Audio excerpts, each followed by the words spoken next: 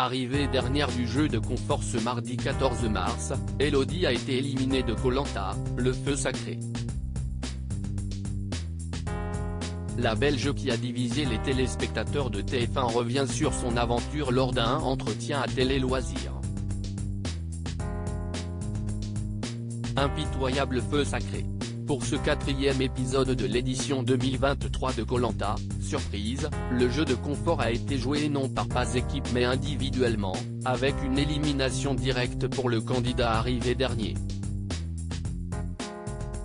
Et si Elodie qui s'est finalement inclinée face à Christine, plus rapide à allumer un feu et brûler une cordelette.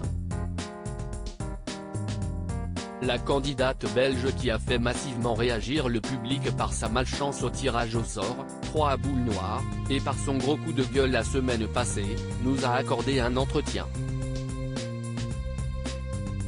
Elodie éliminée de Koh-Lanta, si une énorme déception Télé Loisirs, sortir par soi-même sur une épreuve, sans faire les frais du conseil, est-il une issue plus satisfaisante? Elodie, oui et non. Si toujours satisfaisant de se dire que personne n'a éteint votre flambeau mais je me dis que la malchance s'acharne après mes 3 boules noires. La seule épreuve que je fais, je la termine dernière. Si une énorme déception qui me tue encore à l'heure actuelle. Ça a brisé mon aventure. Que vous a-t-il manqué sur cette épreuve? Mon feu était plus pépère que celui de Christine. Rire, il manquait de combustible. Et moi de chance. Ce manque de chance et ne pas avoir pu prouver ce que vous valez physiquement semble être votre regret numéro 1. Si un sentiment d'injustice envers la vie même si lié au hasard du tirage au sort. J'ai fait Koh-Lanta pour prendre une revanche sur la vie et pour montrer de quoi j'étais capable. Je m'entraînais depuis des années. Donc oui, si difficile. Le sort s'acharne à nouveau et je me demande quand la chance va tourner en ma faveur avec un bon alignement des planètes. Elodie, Koh-Lanta 2023, les critiques sur Twitter ne m'atteignent pas si cette malchance qui vous a fait craquer la semaine dernière? Oui, j'étais à bout de nerfs. Je n'avais ras le bol de tomber sur cette boule noire, j'étais complètement dépité. Et je suis une fille très entière même si je suis aussi pétillante dans la vie. Mais ce n'est pas tout, dès que je revenais de la forêt, les conversations s'arrêtaient. Je suis peut-être parano mais bon. Quand je demandais les intentions de vote on me disait toujours on ne sait pas.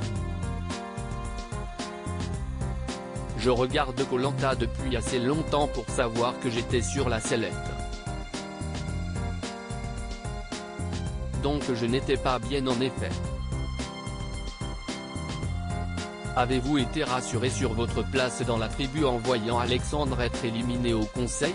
J'étais dégoûté qu'il parte mais, égoïstement, j'étais rassuré de savoir que j'avais encore au moins 3 jours à vivre sur le camp.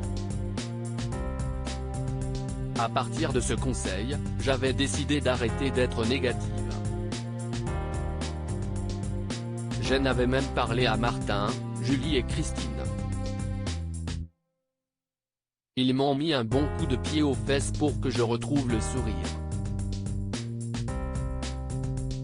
Beaucoup de téléspectateurs ont critiqué votre attitude sur Twitter.